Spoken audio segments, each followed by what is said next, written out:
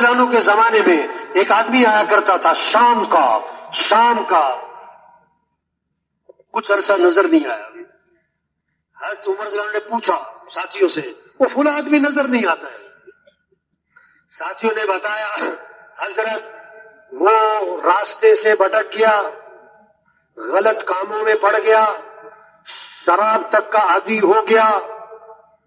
تو یہ نہیں ہوا کہ جائے دفعہ جائے جہنم میں, نہ وہ پریشان ہو گئے, بے چین ہو گئے اور فوراً اپنے قاصد کو بلایا اور خط لکھا. یہ خط ہے عمر کی طرف سے فلاں کے نام. میں تعریف کرتا ہوں اللہ کی.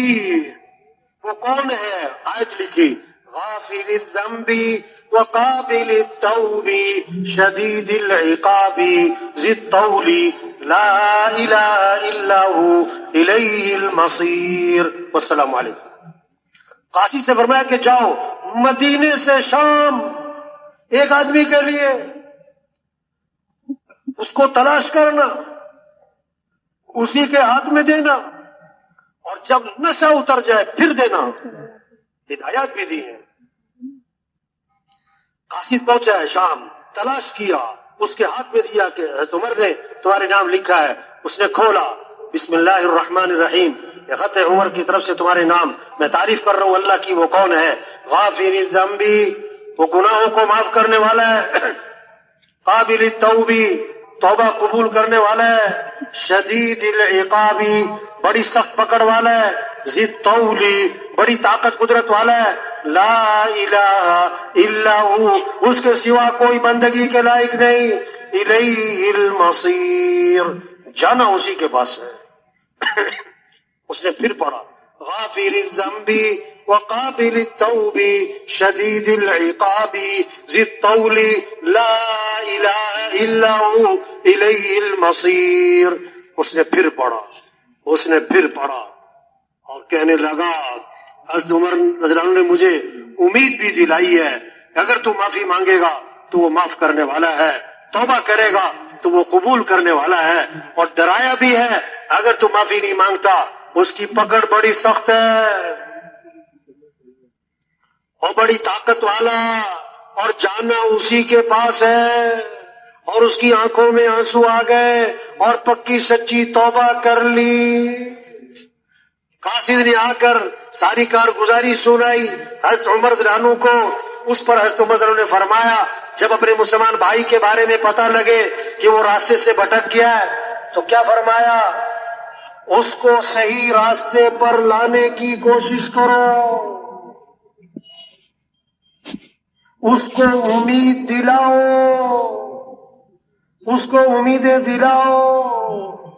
اس کے خلاف شیطان کے مددگار مت بنو, یعنی تانے مت مارو, اور اس کے لیے دعا مانگو. تبلیغ ایک ایک پر محنت, ایک ایک کی منت خوشامد, سب کا رخ اللہ کی طرف پھیرنا ہے, سب کا رخ آخرت کی طرف پھیرنا ہے, سب کا رخ اعمال کی طرف پھیرنا ہے. یہ جذبہ کہ کیسے سب جہنم سے بچ جائے, کیسے سب جنت میں چلے جائے. مالک بن دینار رحمت اللہ علیہ جا رہے تھے, دیکھا ایک نوجوان ہے اور جناب اس کے قریب لوگ اکٹھے ہیں, معمار, مستری, آج کی زبان میں انجینئرز, اور ان کو ہدایات دے رہا ہے یہاں یہ بنے گا, یہاں یہ بنے گا, یہاں یہ بنے گا, محل بنانا ہے محل. تو مالک بن دینار دل ہی دل میں کہنے لگے کاش یہ نوجوان جنت کا نوجوان بن جائے, اور یہ کن چکروں میں پڑا ہے, اور تبلیغ اسی کا نام ہے. یہ سب کیسے جنت میں چلے جائے, یہ جہنم سے بچ جائے, یہ اپنی صلاحیت کہاں لگا رہے. اس کے پاس گئے, اس کو سلام کیا. وہ جانتا تھا مالک بن دینار رحمت اللہ علیہ کو. حیران, حضرت آپ یہاں پر کیسے؟ بیٹا کیا کر رہے ہو؟ حضرت محل بنانا ہے, اس کی تیاری ہے. بیٹا کتنے پیسے لگاؤ گے؟ اس نے کہا اتنے لاکھ درہم دینار جو بھی ہے اتنے پیسے لگاؤں گا اور جناب ایک محل بناؤں گا. اور بیٹا یہ دنیا کا جو مال ہے یہ مٹی گارے کا ہے، مال بھی ختم ہو جائے گا، رہنے والا بھی ختم ہو جائے گا، نہ مال رہے گا نہ رہنے والا۔ جنت کا جو مال ہے، جتنے پیسے تم نے یہاں لگانے ہیں، اگر یہ پیسے مجھے دے دو دینار، میں تم سے وعدہ کرتا ہوں اس دنیا کے مال کے بدلے تمہیں اللہ سے جنت میں مال لے کر دوں گا۔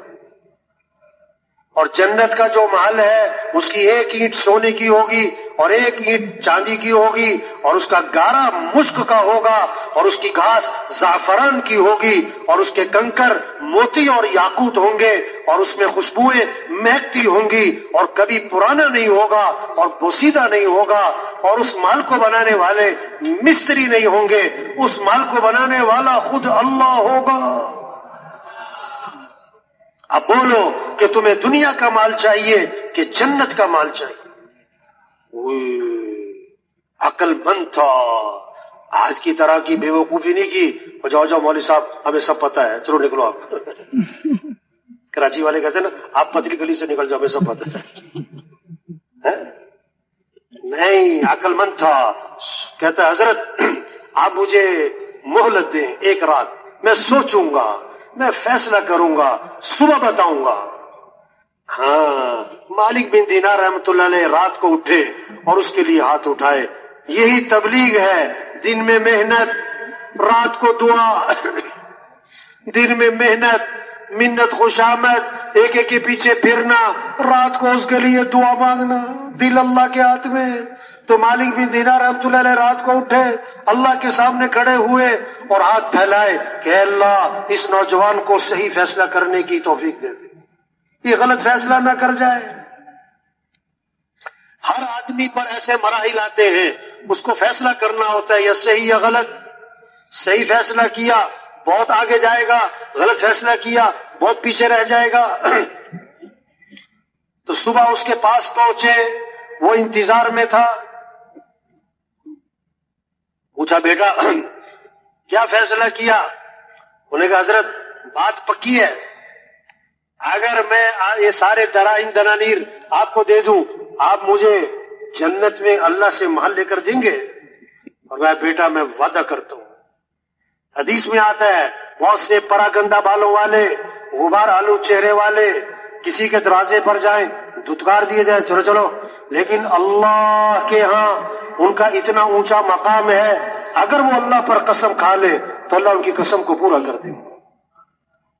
میں وعدہ کرتا ہوں اس دنیا کے مال کے بدلے تمہیں اللہ سے جنت میں محل لے کر دوں گا۔ وہ اندر گیا، دراہم اور دنانیر کی تھیلی بوری جو بھی تھا لا کے سامنے رکھا اور کاغذ قلم ہاتھ میں دیا، حضرت پرچہ لکھ کے دے دے، پرچہ لکھ کے دے دے۔ شریعت کا مسئلہ ہے جب لین دین کا معاملہ کرو لکھت پڑھت کرو، چاہے چاچا ہو، چاہے ماما ہو، چاہے بھائی ہو، کوئی بھی ہو، لکھت پڑھت لکھت پڑھت۔ بہت سارے پھنس جاتے کہ میرا دوست تھا اب پھنسے ہوئے، حضرت پرچہ لکھ کے دے۔ لکھا امام مالک بن دینار رحمۃ اللہ علیہ نے، یہ بسم اللہ الرحمن الرحیم، یہ اقرارنامہ ہے مالک بن دینار کی طرف سے اس نوجوان کے لیے، دنیا کے اس مال کے بدلے اللہ سے جنت میں ایسا ایسا مال لے کر دوں گا، والسلام علیک۔ پرچہ اس کے ہاتھ میں پکڑایا، دراہم لے کر واپس آئے اور شام تک سارے کے سارے دراہیم اللہ کے راستے میں خرچ کر دیے۔ اللہ والے جمع نہیں کرتے، خرچ کرتے ہیں۔ ابھی 40 دن نہیں گزرے تھے، مالک بن دینار رحمۃ اللہ علیہ نے فجر کی نماز پڑھائی تو محراب میں دیکھا ایک پرچہ پڑا ہوا ہے، محراب میں دیکھا ایک پرچہ اٹھایا تو دیکھا یہ وہی پرچہ تھا جو اس نوجوان کو لکھ کر دیا تھا۔ وہ پرچہ اٹھایا تو اس کی پشت پر، اس پرچے کی پشت پر بغیر روشنائی کے لکھا ہوا تھا، تم نے اس نوجوان سے جو وعدہ کیا تھا ہم نے وہ وعدہ پورا کر دیا، اور اس نوجوان کو ویسا نہیں اس سے بھی اچھا مال دے دیا۔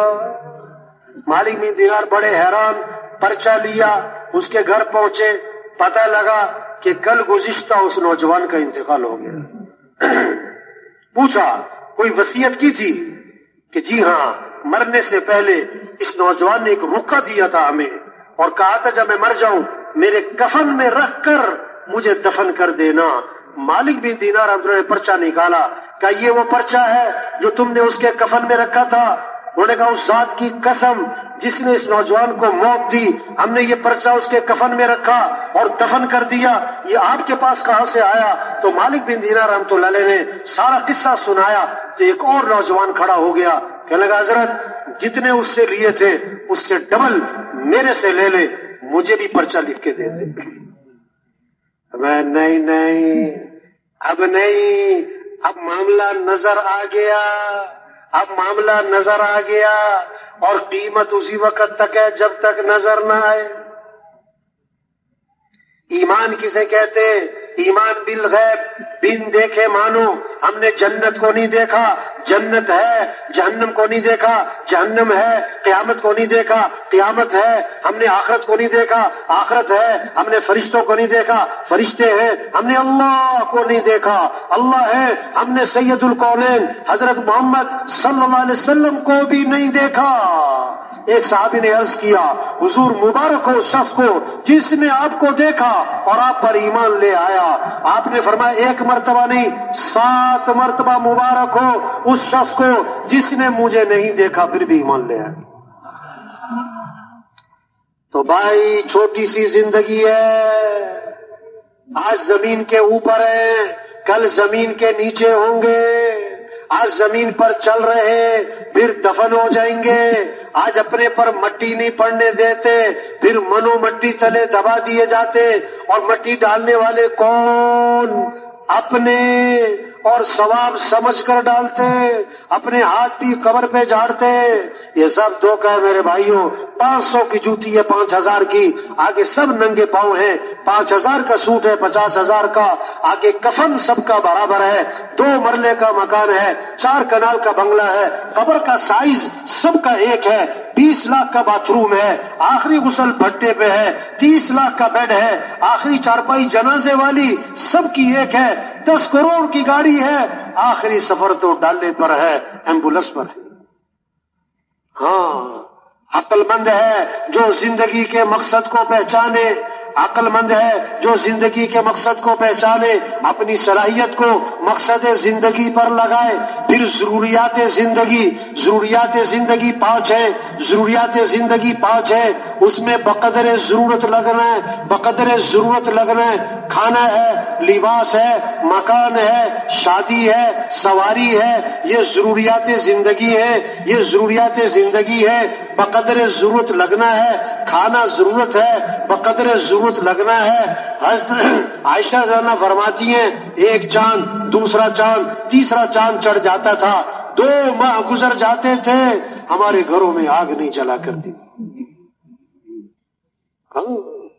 کھانے سادہ تھے، آج زور لگ گیا کھانوں پر، توبہ توبہ، کھا رہے ایک وقت میں ایک ہی چیزیں کھا رہے، بار بار کھا رہے، بار بار اتنا کھا رہے اس کھانے کو ہضم کرنے کے لیے بھی کچھ کھا رہے ہیں۔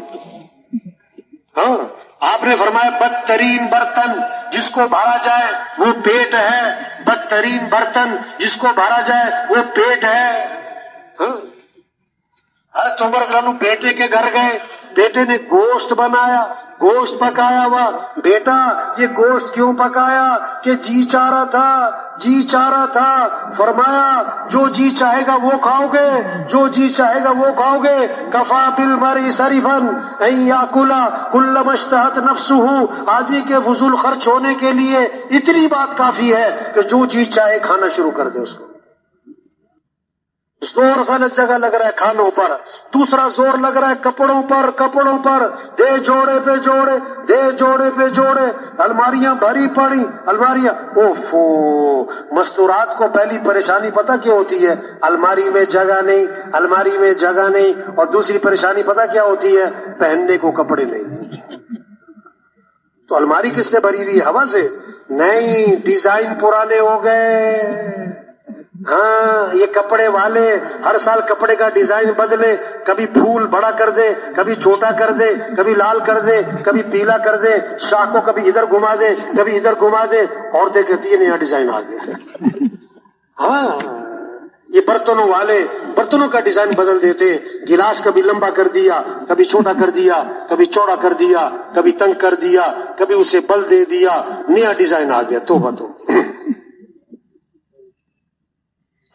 حضرت عائشہ رضی اللہ عنہا 70,000 درہم تقسیم کیے، اور حضرت عائشہ رضی اللہ عنہا کے کپڑوں پر پیوند لگے ہوئے تھے۔ سب سے زیادہ محبت حضرت محمد صلی اللہ علیہ وسلم کو حضرت عائشہ رضی اللہ عنہا سے تھی۔ کسی نے پوچھا حضور زیادہ محبت کس سے ہے آپ کو؟ فرمایا عائشہ سے۔ کہ حضور نہیں مردوں میں سے کس سے یہ پوچھنا چاہتے ہیں؟ فرمایا عائشہ کے باپ سے ہے۔ ہاں آپ کا انتقال ہوا حضرت عائشہ رضی اللہ عنہا کی گود میں ہوا، آپ کے منہ میں جو آخری چیز گئی حضرت عائشہ رضی اللہ عنہا کا لعاب تھا، مسواک چبا کے دی تھی۔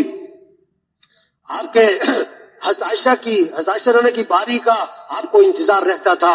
جب بیماری بڑھی بیویوں سے اجازت مانگی، میں آخری دن عائشہ کے گھر گزارنا چاہتا ہوں، اور میں اللہ تو نے مجھے بیویوں میں عدل کرنے کا حکم دیا، میں عدل تو کرتا ہوں ظاہری طور پر، دل میرا عائشہ کی طرف مائل ہے، یہ میرے اختیار میں نہیں۔ اتنی محبت حضرت عائشہ رضی اللہ عنہا سے۔ فرمایا عائشہ اگر آخرت میں میرے ساتھ رہنا ہے، اگر آخرت میں میرے ساتھ رہنا ہے تو تین باتیں فرمائیں۔ اگر عائشہ آخرت میں میرے ساتھ رہنا ہے تو کیا فرمایا؟ کپڑوں کو اس وقت تک پرانا سمجھ کے نہ چھوڑ دینا جب تک کہ ان پر پیوند نہ لگ جائے، جب تک کہ ان پر۔ ہاں دوسری بات فرمائی عائشہ مالداروں کے پاس بیٹھنے سے بچانا اپنے آپ کو۔ آدمی جب اپنے سے زیادہ مالداروں کے پاس بیٹھتا ہے اس کے اندر مال کی حرص، مال کی طمع، مال کی دوڑ لگ جاتی ہے، نہ شکری پر آ جاتا ہے۔ تیسری بات فرمایا عائشہ دنیا سے اتنا توشہ لینا جو ایک مسافر کے لیے کافی ہوتا ہے، زیادہ لمبے چوڑے چکروں میں نہ پڑ جانا، یہ بھی بنا لو، یہ بھی بنا لو، یہ بھی لے لو، وہ بھی لے لو، ہلکا پھلکا رکھنا اپنے آپ کو۔ ہاں تو 70,000 درہم تقسیم کیے، اپنے کپڑوں پر پیوند تھے۔ آج زور لگ گیا کپڑوں پر، تیسرا زور لگ گیا کس پر؟ تعمیرات پر۔ آپ نے فرمایا جب آدمی کے مال میں برکت نہیں رہا کرتی تو تعمیرات پر لگا کرتا ہے۔ اذا لم یبارک فی مال العبد یجعلہ فی الماء والطین، جب برکت نہیں تو تعمیرات پر، مٹی گارے پر۔ ایک صحابی نے ذرا اونچا مکان بنا لیا، آپ کا گزر ہوا، فرمایا یہ کس کا ہے؟ کہ فلاں کا ہے۔ ایک انصاری تھے، آپ خاموش ہو گئے، دل میں بات کو رکھا۔ ایک دن وہ صاحب خانہ حاضر خدمت ہوئے، آپ کو سلام کیا، آپ نے سلام کا جواب نہیں دیا۔ وہ پریشان ہو گئے، صحابہ سے پوچھا، میرے سے اعراض فرما رہے ہیں، کیا بات ہے؟ کہ تمہارے گھر کے پاس سے گزرے تھے، پوچھا تھا یہ کس کا ہے۔ سمجھ گئے اللہ کے نبی کو پسند نہیں آیا، واپس گئے۔ ہدمها حتی سوا بالارض، اس کو گرا دیا، زمین کے برابر کر دیا، اور آ کر سنایا نہیں اللہ کے نبی کو۔ آپ کا دوبارہ گزر ہوا، فرمایا ما فعلت القبہ، وہ قبہ نما گھر تھا، اس کا کیا بنا؟ صحابہ نے ساری بات سنائی، اس پر آپ نے فرمایا کل بناء وبال علی صاحبہ الا مالا، ہر تعمیر کرنے والے پر وبال کا باعث بنے گی سوائے اس تعمیر کے جو ضرورت کی ہو، سوائے اس تعمیر کے جو ضرورت کی ہو۔ قیامت کی نشانی بتائی، یتطاولون فی البنیان، یہ اونچی اونچی عمارتیں، یہ اونچے اونچے پلازے، کہ بھی یہ تو قیامت کی نشانی ہے۔ یہ زور غلط جگہ لگ رہا ہے، کھانوں پر، کپڑوں پر، تعمیرات پر۔ چوتھا زور لگ رہا ہے شادیوں پر۔ شریعت کا مزاج، شادی کیا ہو؟ سادی ہو، سستی ہو، آسان ہو، جلدی ہو، یہ تو شیطانی مزاج ہے۔ شادی مہنگی ہو، مشکل ہو، رواج کے ساتھ ہو، تاخیر کے ساتھ ہو۔ آپ بتاؤ آج کل شادی سستی ہے یا مہنگی ہے؟ آسان ہے کہ مشکل ہے؟ جلدی ہے کہ تاخیر سے ہے؟ ایک جگہ نکاح پڑھنا ہوا، تو لوگ بیٹھے ہوتے نا نکاح میں، تو باپ اور بیٹا ایک بیٹھے ہوئے تھے سامنے جو نکاح میں شریک تھے. جب میں نے کہا نا بھی شادی سادی ہو، سستی ہو، آسان ہو، جلدی ہو، بیٹا کہتا ابا سنی ان کی بات آپ نے، کیا کہہ رہے ہیں جلدی ہو. ابا نے کہا بیٹا 3 باتیں اور بھی سنی، سادی ہو، سستی ہو، آسان ہو، یہ 3 تم مان لو، چوتھی میں مان لیتا ہوں. ہاں شریعت کیا کہتی؟ سب سے آسان کام شریعت میں شادی ہے بھائی. ہاں شادی میں 2 چیزیں، نکاح اور ولیمہ. بس نکاح کے بارے میں حدیث میں آتا ہے مسجد میں ہونا چاہیے، واجب ہے. ولیمہ ہوا حضور صلی اللہ علیہ وسلم کا، آپ نے صحابہ کو کھجوریں کھلائیں، ولیمہ ہو گیا. ایک ولیمہ ہوا، آپ نے سارے مدینہ منورہ کو کھانا کھلایا. اگر کسی نے زور دکھانا ہے تو ٹھیک ہے ولیمے میں بلا لو، لیکن ایک بات فرمائی آپ نے، بدترین ولیمہ ہے جس میں مالداروں کو بلایا جائے اور غریبوں کو نہ بلایا جائے. فرمایا برکت والا نکاح وہ ہے جس میں کم سے کم خرچ ہو، کم سے کم مشقت ہو. آج شادی کے موقع پر ایک فہرست بنا بیٹھتے ہیں، یہ بھی کرنا ہے، یہ بھی کرنا ہے، یہ بھی بنانا ہے، یہ بھی لینا ہے، یہ بھی دینا ہے، یوں بھی کرنا ہے. ان سے پوچھو یہ سب کچھ کیوں کرنا ہے، یہ سب کچھ کیوں کرنا ہے؟ اس کا جواب پتہ کیا ہوتا ہے؟ یہ سب کچھ کرنا پڑتا ہے، یہ سب کچھ کرنا پڑتا ہے. ان سے پوچھو یہ سب کچھ کیوں کرنا پڑتا ہے؟ بہت خوبصورت جواب ہوتا ہے، آپ کو پتہ نہیں ہے کرنا پڑتا ہے. نہ کوئی سر نہ پاؤں، بس کرنا پڑتا ہے. عبد الرحمن بن عوف رضی اللہ عنہ کی شادی ہوئی. اس زمانے میں شادی کے موقع پر ایک خوشبو لگایا کرتے تھے، وہ خوشبو لگی بھی تھی عبد الرحمن بن عوف رضی اللہ عنہ کے. آپ نے کہ عبد الرحمن یہ خوشبو کیسی ہے؟ حضور میں نے شادی کی ہے. ہاں اور میں ولیمہ کر لینا اگرچہ بکری ہو. 5واں زور لگ گیا، 5واں زور لگ گیا کس پر؟ سواریوں پر. صحابہ کا ایک سفر ایسا تھا پاؤں میں جوتا بھی نہ تھا، ننگے پاؤں چل رہے تھے، پتھریلی زمین تھی، پاؤں زخمی ہو رہے تھے، کپڑے پھاڑے پاؤں پہ لپیٹے. اس کا نام بنا غزوہ ذات الرقاع. تبلیغ مقصد زندگی، اللہ کا دین زندہ ہو، اللہ کا کلمہ بلند ہو، سارے انسان جہنم سے بچے. ضروریات زندگی 5 ہے، ان کو سادگی پر لاؤ. کھانا ہے، لباس ہے، مکان ہے، شادی ہے، سواری ہے. پھر خواہشات زندگی وہ دنیا میں پوری نہیں ہو سکتی. خواہشات زندگی وہ تو جنت میں پوری ہوں گی. 1 کلو کا برتن ہے، اس میں 5 کلو پانی نہیں آ سکتا، 4 کلو، 2 کلو، 1.5 کلو، 1.25 کلو بھی نہیں آ سکتا. برتن چھوٹا ہے. انسان کی خواہشات یہ بہت بڑی ہے. دنیا کا ظرف چھوٹا ہے. آدمی کی خواہش ہے میں زندہ رہوں، یہ دنیا میں نہیں ہو سکتا. اب مالدار بن سکتے ہو، افسر بن سکتے ہو، بڑے بڑے گھر بنا سکتے ہو، ہمیشہ زندہ رہو یہ نہیں ہو سکتا. ہمیشہ جوان رہو یہ نہیں ہو سکتا. ہمیشہ تندرست رہو یہ نہیں ہو سکتا. اب بڑے ڈاکٹر بن سکتے ہو، بڑی دوائیوں کی فیکٹریاں لگا سکتے ہو، ہمیشہ تندرست رہو یہ نہیں ہو سکتا. ہمیشہ خوش رہو یہ نہیں ہو سکتا. دنیا کا ظرف چھوٹا، خواہشات بہت زیادہ ہیں. اس کے لیے اللہ نے جنت بنائی ہے. وہاں 4 قسم کے اعلانات ہوں گے.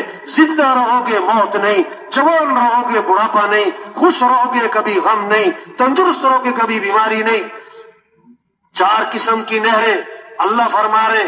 جنت میں 4 قسم کی نہریں، دودھ کی نہریں، شہد کی نہریں، شراب کی نہریں، پانی کی نہریں، سونے چاندی کے معاملات. وہاں دوستوں سے ملاقاتیں، وہاں رشتہ داروں سے ملاقاتیں، اور اس سے بڑھ کر جنت میں صحابہ سے ملاقاتیں، اور اس سے بڑھ کر انبیاء علیہ السلام سے ملاقات، اور حضرت محمد مصطفیٰ صلی اللہ علیہ وسلم کی زیارت، اور سب سے بڑھ کر جنت میں اللہ کا دیدار ہوگا. اللہ فرمائیں گے یا اہل الجنہ، اے جنتیوں، وعظ کریں گے لبیک و سعدیک، اے اللہ ہم حاضر، ہماری سعادت، رب ہمیں پکارے. آپ اللہ فرمائیں گے راضی ہو گئے، اور راضی ہو گئے. عرض کریں گے اللہ بھی راضی نہ ہو تو کب ہو؟ تو نے وہ دیا جو کسی کو نہ دیا. اللہ فرمائیں گے جو دیا اس سے بہتر دوں. کہ اللہ چہرے چمک گئے، جہنم سے بچ گئے، جنت میں پہنچ گئے، اب کیا باقی رہا؟ اللہ فرمائیں گے احل علیکم رضوانی فلا اسخط علیکم بعدہ ابدا، میں ہمیشہ ہمیشہ کے لیے تم سے راضی ہو گیا، آج کے بعد کبھی تم سے ناراض نہیں ہوں گا۔ تو بھائی تبلیغ مقصد زندگی، اللہ کا دین زندہ ہو، یہ بڑی قیمتی زندگی ہے اور یہ دوبارہ ملنی کوئی نہیں، اور جا رہی اور بھاگی جا رہی۔ ابھی کہہ رہے رمضان آ رہا ہے، تھوڑے دنوں بعد کہیں گے رمضان جا رہا ہے، سال شروع ہو رہا ہے، پھر سال ختم ہو رہا ہے، یہ گرمیاں آ رہی، یہ گرمیاں جا رہی، کہ بچہ پیدا ہوا کہ اب تو بولنا شروع کر دیا، اب تو پڑھنا شروع کر دیا، اب تو پڑھائی سے فارغ، اب تو اس کی شادی ہو گئی، اب تو اس کے بچے ہو گئے، اب تو بچوں کی بھی شادی، کہ پہلے ابا تھے اب تو دادا بن گئے، اب تو نانا بن گئے۔ ہاں،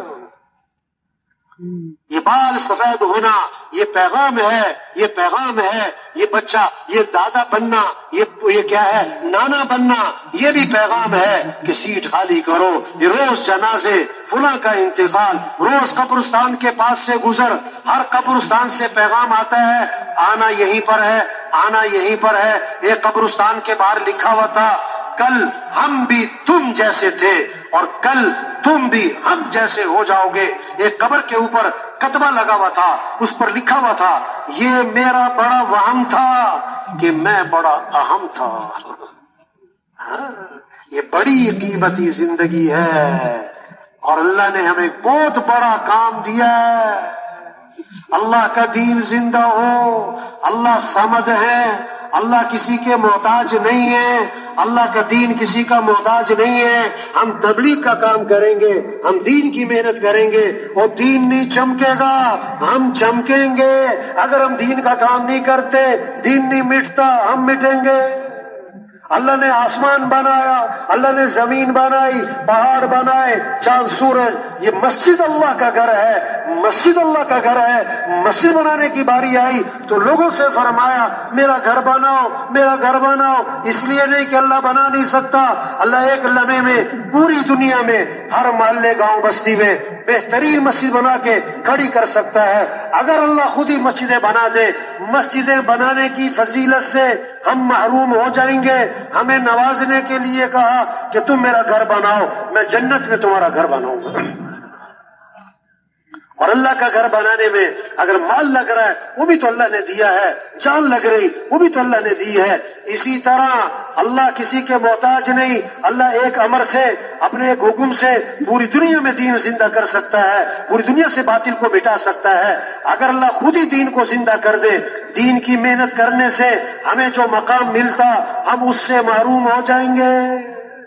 یہ تو ہمیں نوازنے کے لیے کہ چلو تم دین کا کام کرو، تم دین کا کام کرو، یہ تو ہماری سعادت ہے، یہ تو ہماری سعادت ہے۔ سفیر بن جانا کتنی بڑی بات سمجھا جاتا ہے۔ یہ فلاں ملک کے سفیر ہیں، جو دعوت کا کام کرے گا، جو تبلیغ کا کام کرے گا، جو اللہ کے دین کو لے کے پھرے گا، جو لوگوں کو اللہ کی طرف بلائے گا۔ یہ کس کا سفیر ہے؟ اللہ کا۔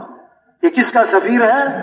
ہاں، بادشاہ کسی کو اپنی خدمت کے لیے رکھ لے، یہ بادشاہ کا احسان ہے کہ خادم کا کمال ہے؟ بولو بھائی۔ اور یہ تو بادشاہ کا احسان ہے۔ اللہ کسی سے دین کا کام لے، دین کے پھیلانے کا ذریعہ بنائے، یہ تو اللہ کا احسان ہے، کرنے والے کا کوئی کمال نہیں۔ لیکن اللہ کس سے دین کا کام لیں گے، کس کو دین کے پھیلنے کا ذریعہ بنائیں گے؟ جو اپنے آپ کو پیش کرے گا، جو کہے گا میں تیار ہوں۔ حاجی صاحب فرمایا کرتے تھے اللہ اسی سے کام لے گا جو کام کرنے کے لیے تیار ہوگا۔ اسی کو کام کہا جاتا ہے جو کام کرنے کے لیے تیار ہوتا ہے۔ جو کہتا میرے پاس وقت نہیں ہے، میں مصروف آدمی ہوں، اللہ اس سے کام نہیں لیتے۔ یہ زندگی نعمت ہے۔ فرمایا زندگی کو غنیمت سمجھو، موت سے پہلے کتنے ہمارے بعد پیدا ہوئے، ہم سے پہلے مر گئے۔ جوانی کو غنیمت سمجھو، بڑھاپے سے پہلے ابھی جوانی ہے، بڑا دین کا کام کر سکتے ہیں، پھر ایک وقت آئے گا کرنا چاہیں گے اور کر نہیں سکیں گے۔ صحت کو غنیمت سمجھو، بیماری سے پہلے کتنے اسپتالوں میں گھروں میں پڑے، ہاتھ نہیں ہلا سکتے، پاؤں نہیں ہلا سکتے، سانس مشینوں پہ چل رہے ہیں۔ فراغت کو غنیمت سمجھو مشغولیت سے پہلے، خوشحالی کو غنیمت سمجھو بدحالی سے پہلے۔ کتنے کروڑوں میں تھے کوڑیوں میں چلے گئے، کروڑوں میں تھے کوڑیوں میں چلے گئے، جن کے ملازم ہوتے تھے خود ملازمت پر آ گئے۔ ایک تو اپنے ملازم کا ملازم بنا۔ زندگی کی قدر، یہ اجتماع نعمت، یہ اللہ کے نام پر مجمع آیا ہے، اللہ کے نام پر مجمع آیا ہے، اور یہ خود نہیں آیا ہے، اس مجمع کو کون لایا ہے؟ ہاں، یہ نعمت ہے۔ اللہ کا پیغام کانوں میں پڑے، اللہ کی بات کانوں میں پڑے، نعمت ہے۔ اللہ جس سے خیر کا ارادہ فرماتے ہیں، اللہ اسے خیر کی باتیں سناتے ہیں۔ اللہ کرے یہ اجتماع پورے کراچی کی ہدایت کا ذریعہ بن جائے، مسجدوں کے آباد ہونے کا ذریعہ بن جائے، سب کی توبہ کا ذریعہ بن جائے، سارے شر کے ختم ہونے کا ذریعہ بن جائے۔ اور یہ اللہ کے لیے مشکل نہیں ہے، یہ اللہ کے لیے مشکل نہیں ہے۔ یہ جو مجمع آیا ہے، یہ نیت کر لے ہمیں دین کا کام کرنا ہے، ہمیں دین کی محنت کرنی ہے، اللہ کے پیغام کو لے کے پھرنا ہے۔ آج تک جو کمی کوتاہی ہوئی، اللہ سے معافی مانگے، اللہ سے معافی مانگے۔ یہ نہ ہو کہ اجتماع میں آئے، بیانات سنے اور دعا ہوئی، اور پھر اپنے اپنے کاموں میں، پھر وہی دنیا، پھر وہی دکان، پھر وہی دفتر، پھر وہی کاروبار، پھر وہی دنیا کی دوڑ۔ ہاں، ایک ساتھی اجتماع پہ آیا تو میں نے اس سے پوچھا، او بھائی جانے والے ساتھی، او بھائی یہ کیا ہو گیا؟ او بھائی ان کو بٹھاؤ، بھائی اللہ کے بندو، او اللہ کے بندو بھائی، او بھائی کہنا سننا کرنے کے لیے بھائیو، کہنا سننا کرنے کے لیے بھائیو۔ ہمارے تھے حاجی مشتاق صاحب مرحوم ڈرائیونگ میں نا، تو بڑی بات جو کرتے تھے نا، ایسی بات ہوتی تھی سخت سی لگتی تھی، لیکن بڑی نبض پہ ہاتھ لگتے تھے۔ ایک دن ان کا بیان تھا عربوں میں ترجمہ کر رہا تھا، فرمانے لگے آج بیان کرنے والا بیان کر کے فارغ، سننے والے سن کے فارغ، بیان کرنے والا بیان کر کے چھٹی، سننے والے سن کے چھٹی۔ اس پر مثال دینے لگے کہ خامد صبح جا رہا تھا، بیوی نے کہا پتی لانی ہے، پتی ختم ہو گئی، بہت اچھا، چاول لانے ہیں، چاول ختم ہو رہے، بہت اچھا، آٹا بھی لانا ہے، بہت اچھا، گھی بھی لانا ہے، بہت اچھا، مسالے بھی لانے ہیں، بہت اچھا۔ وہ کہتی جا رہی، وہ سنتا جا رہا۔ شام کو آیا تو خالی ہاتھ، بیوی نے کہا میں نے تجھے یہ کہا تھا، اس کا کیا بنا؟ اس نے کہا تجھے کہنے کا ثواب، مجھے سننے کا ثواب۔ او بھائی، یہ کہنا سننا کرنے کے لیے بھائی، یہ اجتماع میں آنا، اللہ رسول کی بات کا سننا نعمت ہے۔ آگے بڑھے، صرف اجتماع میں آنا کافی نہیں ہے، کہ ہاں جی میں اجتماع میں آیا تھا۔ یہ بہت سارے پتہ کیا پوچھتے، اگلا اجتماع کب ہوگا؟ کیا پوچھتے؟ ایک ساتھی سے پوچھا نا، تم اجتماع میں 3 دن رہے، بیانات سنے، اب واپس جا رہے، کیا کرو گے جا کر؟ اس نے کہا اگلے اجتماع پہ پھر آؤں گا۔ ہاں، ایک سے میں نے پوچھا اجتماع میں تمہارے 4 ماہ کب لگے؟ کہتا میرے تو 4 ماہ نہیں لگے۔ چلا کہ نہیں، چلا بھی نہیں لگا۔ ارے بھائی سروزے تو لگتے ہوں گے؟ کہ نہ سروزہ بھی کبھی نہیں لگایا۔ ارے بھائی آپ اجتماع میں پہلی دفعہ آئے ہو؟ کہتا نہیں میں تو 12 سال سے آ رہا ہوں۔ کب سے آ رہا ہوں؟ توبہ ہے۔ اور چلو آئے صحیح، اس بہانے اجتماع میں آئے، بزرگوں سے ملنے کے بہانے۔ اور رائے میں نا حویلی میں سارے بزرگ ہوتے نا، نظام الدین انڈیا کے، تو اب وہ بہت سارے ساتھی آتے ہیں، بزرگوں سے ملاقات کروا دو، بزرگوں کی زیارت کروا دو، بزرگوں سے مصافحہ کروا دو۔ تو میں ان سے کہتا ہوں اچھا چھوٹے بزرگ سے ملنا ہے کہ بڑے بزرگ سے؟ نہیں بڑے بزرگ سے ملنا ہے۔ اچھا، میں کہتا بیٹھو پھر۔ سروزہ لگانا چھوٹا بزرگ، چلا لگانا اس سے بڑا بزرگ، 4 ماہ لگانا اس سے بڑا بزرگ، اور سب سے بڑا بزرگ اپنی مسجد کو وقت دینا ہے۔ عمومی گشت، بیرونی گشت، روزانہ کا مشورہ، روزانہ کی گشتیں۔ او بھائی یہ کام بزرگ ہے، ہاں۔ مولانا یوسف رحمۃ اللہ علیہ کو کسی میواتی نے کہا ارے تو بڑا بزرگ ہوئے، اپنے میواتی انداز میں لہجے میں، تو بڑا بزرگ ہوئے۔ اور میں کہا نہ بھائی میں کوئی بزرگ نہیں، میں کوئی بزرگ نہیں. نہ تو ہی تو بزرگ ہے، تو ہی تو بزرگ ہے. اور نہ بھائی میں کوئی بزرگ نہیں. ارے تیرے سے بڑا تو بزرگ ہے کوئی نہ، تو سب سے بڑا بزرگ ہے تبلیغ کا. میں اچھا اگر میں تبلیغ کا کام نہ کروں، اگر میں تبلیغ کا کام نہ کروں تو تو مجھے بزرگ کہے گا؟ اب وہ اپنے سادہ انداز میں کہنے لگا اگر تو تبلیغ کا کام نہ کرے تو پھر تو کہے گا بزرگ ہے. میں بھی یہی کہہ رہا ہوں، کام بزرگ ہے، کام بزرگ ہے. یہ سارا مجمع، ہر طبقہ، ہر علاقہ یہ آیا بیٹھا ہے، یہ اجتماع نعمت ہے، اللہ کے نام پر آئے ہیں. آج تک ہم سے جو غفلت ہوئی، آج تک ہم سے جو کمی کوتاہی ہوئی دین پر چلنے میں، دین کی محنت میں، اس پر اللہ سے معافی مانگے. اس پر اللہ سے کیا کریں؟ یا ایھا الذین آمنوا توبوا الی اللہ توبۃ نصوحا. اے ایمان والو توبہ کر لو. شیطان دشمن ہے، دین سے دور رکھتا ہے، مسجد سے دور رکھتا ہے، دین کے کاموں سے دور رکھتا ہے. شیطان نے اللہ سے کہا کہ اللہ تیری عزت کی قسم، جب تک تیرے بندوں کے جسم میں روح موجود ہے میں انہیں گمراہ کرتا رہوں گا، میں انہیں گمراہ کرتا رہوں گا. اللہ نے 3 قسموں کے ساتھ جواب دیا. فرمایا میری عزت کی قسم، میرے جلال کی قسم، میرے بلند مرتبہ ہونے کی قسم، یہ جب تک میرے سے معافی مانگتے رہیں گے میں بھی انہیں معاف کرتا ہی رہوں گا. توبہ کریں بھائی. ایک اللہ والے تھے گاؤں کے کنارے بیٹھے تھے، گاؤں کے کنارے بیٹھے تھے، رو رہے تھے. حضرت کیوں رو رہے؟ ان گاؤں والوں کی منت کرتا ہوں توبہ کر لو، توبہ کر لو، توبہ کر لو. اللہ توبہ قبول کرنے کے لیے تیار ہے اور یہ توبہ کرنے کے لیے تیار نہیں ہے. رو رہا ہوں، کیسے سمجھاؤں؟ کچھ دنوں بعد دیکھا قبرستان کے کنارے بیٹھے رو رہے تھے، قبرستان کے کنارے بیٹھے رو رہے تھے. حضرت آج کیوں رو رہے؟ آج کیوں رو رہے؟ یہ جتنے قبروں میں پڑے ہوئے ہیں سب توبہ کرنے کے لیے تیار ہیں، اب اللہ قبول کرنے کے لیے تیار نہیں. ابھی وقت ہے بھائی. مکھی کے سر کے برابر اللہ کے خوف سے آنسو نکل آیا تو جہنم کی آگ بجھانے کے لیے کافی ہے. اگر بغیر توبہ کے مرا اتنا روئے گا، اس کے آنسوؤں میں کشتی چلانا چاہو تو چلا سکتے ہو، پر وہ رونا کام نہیں آئے گا، وہ رونا کام نہیں آئے گا. او بھائی یہ تبلیغ، یہ چارواں، یہ چلہ، یہ 3 دن اس کے پیچھے کتنوں کی توبہ چھپی ہے، کتنوں کی ہدایت چھپی ہے، کتنوں کی زندگیوں کا بدلنا چھپا ہے بھائی. کتنوں کا جہنم سے بچنا چھپا ہے بھائی. کام نہیں ختم ہوتے، آدمی ختم ہو جاتا ہے. یہ شیطان کا بڑا دھوکہ ہے. میرے پاس ٹائم نہیں ہے. قبرستان بھرے پڑے ایسے لوگوں سے جو کہتے تھے میرے پاس ٹائم نہیں ہے. جیلیں بھری پڑی، ہسپتال بھرے پڑے جو کہتے تھے میرے پاس ٹائم نہیں ہے. قبرستان بھرے پڑے ایسے لوگوں سے جو کہتے تھے توبہ کریں گے پھر زندگی بدلیں گے، پھر گناہوں کو چھوڑیں گے پھر. بہت سے آج مر گئے جنہوں نے کہا تھا کہ کل میں نے توبہ کر لی ہے، کل میں نے توبہ کر لی ہے.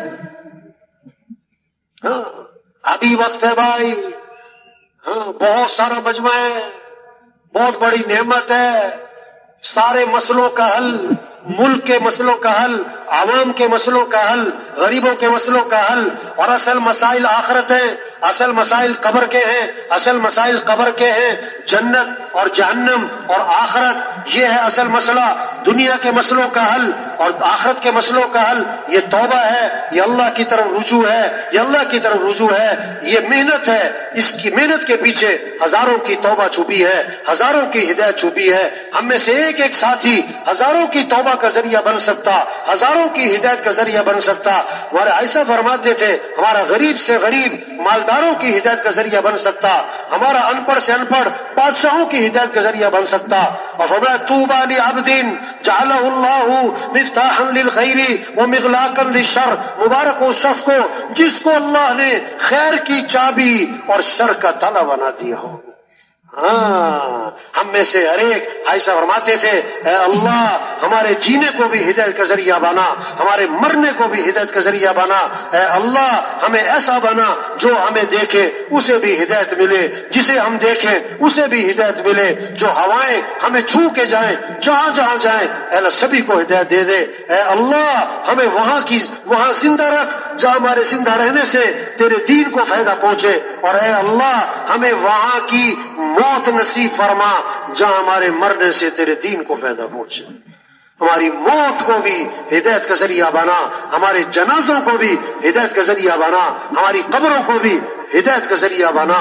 یہ ہے سب سے اونچا مقام کہ آدمی ہدایت کا ذریعہ بنے۔ یہ محنت ہے جو کرے گا اور رات کو دعائیں مانگے، ہدایت اللہ کے ہاتھ میں ہے۔ دن میں محنت ہے، رات کو دعا ہے، دن میں محنت ہے، رات کو دعا ہے۔ جس کی محنت اللہ کے ہاں قبول ہو گئی اللہ اسے ہدایت کا ذریعہ بنائیں گے۔ اس لیے اس مجمع سے گزارش ہے، تبلیغ کیا منت ہے، خوش آمد ہے، اس سائل کی طرح کی ندا ہے جو کہتا ہے جو دے اس کا بھی بھلا، جو نہ دے اس کا بھی بھلا۔ باقی روز روز کسی نے نہیں سمجھانا، یہ روز روز کوئی اجتماع نہیں ہونا، یہ روز روز کوئی اجتماع نہیں ہونا۔ اس لیے بھائیوں جو ہم سے غفلت ہوئی اس دعوت کے کام میں، خروج میں مقام پر کام کرنے میں، اللہ سے معافی مانگ لے۔ جو بقیہ زندگی ہے پتہ نہیں کتنی ہے، قرآن حفظ کرنے کی نیت سے شروع کیا، ابھی آدھا سپارہ بھی حفظ نہیں ہوا کہ موت آ گئی، اللہ قیامت کے دن اس کو حافظوں میں اٹھائیں گے۔ حج کی نیت سے چلا، ابھی راستے میں تھا کہ موت آ گئی، اللہ قیامت کے دن اس کو حاجیوں میں اٹھائیں گے۔ ہم نیت کر لیں کہ پوری دنیا میں پورا دین زندہ کرنا ہے انشاءاللہ۔ ہم نیت کر لیں کہ اپنی بقیہ زندگی کو اللہ کے دین کے پھیلانے پر لگانا ہے انشاءاللہ، اور پھر اللہ سے مانگے کہ اللہ میں اس کام کے لیے قبول فرما، اللہ یہ کام ہمارے لیے آسان فرما، اللہ میں اس پر استقامت نصیب فرما، اللہ ہماری موقع پہ رہنمائی فرما، اللہ نفس کے شر سے حفاظت فرما، شیاطین کے شر سے حفاظت فرما، اللہ عافیت والا معاملہ فرما، اللہ ہدایت کی ہواؤں کو عام فرما، اللہ خیر کے دروازوں کو کشادہ فرما، اللہ شر کے دروازوں کو بند فرما۔ اے اللہ جسے تو سورج کو طلوع فرماتا ہے، اللہ ہدایت کے سورج کو طلوع فرما، اور ہدایت کی روشنی ہر کچے پکے گھر میں داخل فرما۔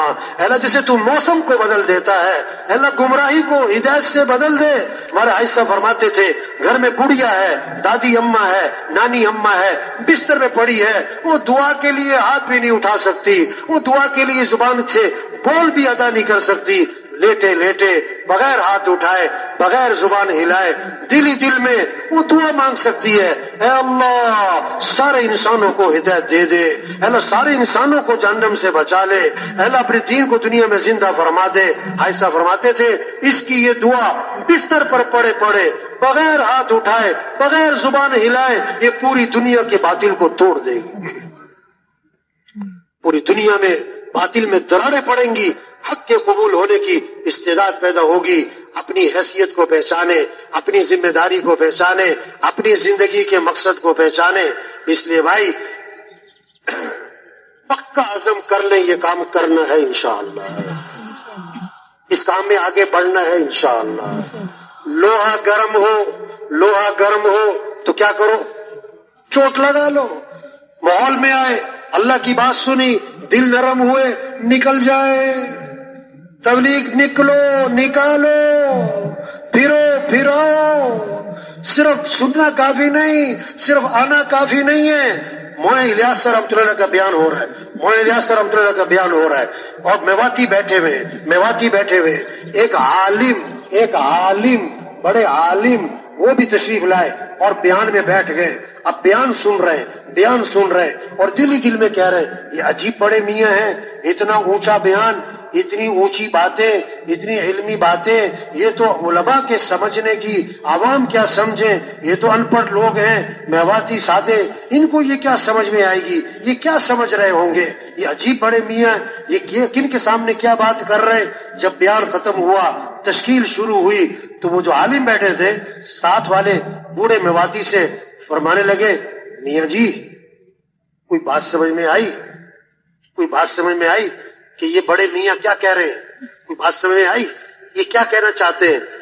وہ بوڑھا میوادی کہنے لگا، وہ یہی تو کہہ رہے ہیں کہ نکل جاؤ اللہ کے راستے میں، یہی تو کہہ رہے ہیں نکل جاؤ اللہ کے راستے میں۔ تو وہ عالم کہنے لگے، ہاں اس کی سمجھ میں آئی، میری سمجھ میں کوئی نہیں آئی۔